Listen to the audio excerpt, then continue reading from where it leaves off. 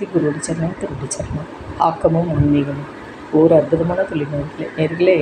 நம்ம முருகன்கிட்ட மன்றாடி என்ன வேண்டினாலும் அள்ளி கொடுக்குற தெய்வம். கிள்ளிலாம் கொடுக்க மாட்டோம், அள்ளி கொடுக்குற தெய்வம். அதே போல்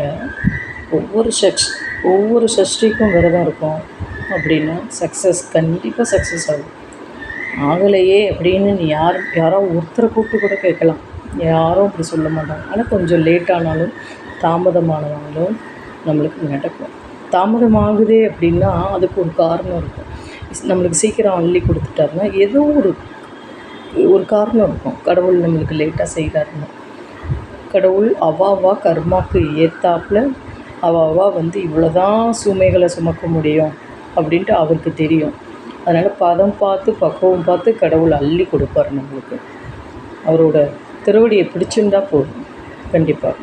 அதுவும் ஓம் சரவண பவ இந்த மந்திரத்தை நம்ம எவ்வளோக்கு எவ்வளோ உச்சரிச்சுட்டே இருக்கோமோ அவ்வளோக்கு எவ்வளோ அது தாரக மந்திரம், நம்மளுக்கு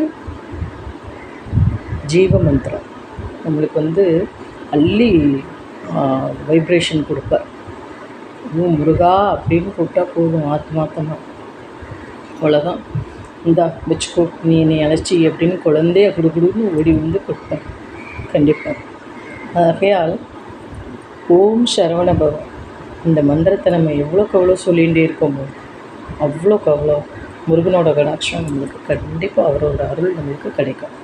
நேர்களே, ஒரு சின்ன முருகன்கிட்ட பஞ்சாமிரதத்தை பிசைஞ்சு உங்களுக்கு என்ன பழங்கள் இருக்கோ அந்த பழங்களை பிசைஞ்சு அதை அழகாக கோபுரம் அது பண்ணி ஒரு கிண்ணத்துலேயோ உங்களுக்கு, ஏன்னா நான்லாம் கிண்ணம் வைக்க மாட்டேன், அப்படியே பள்ளமாக வச்சு நெய் விட்டு விளக்கேற்றுவேன் பஞ்சாமிரத விளக்கு. உங்களுக்கு அது தெரியலை அப்படின்னா ஒரு கிண்ணத்தில் போட்டு பஞ்சாமிரதத்தை அதுக்கப்புறமா போட்டு வச்சு நெய் விட்டு விளக்கேற்றி பாருங்களேன். பஞ்சாமிரத விளக்கு அள்ளிண்டு நம்மளுக்கு அருளை கொடுப்பார்.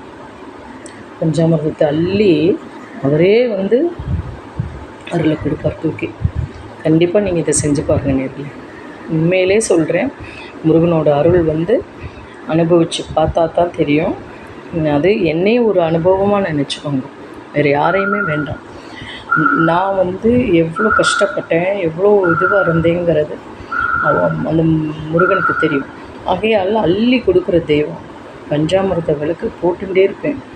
இந்த விளக்கு போட போட நம்மளுக்கு அவ்வளோ நல்லது நடக்கும். செஞ்சு பாருங்கள் நேர்களே.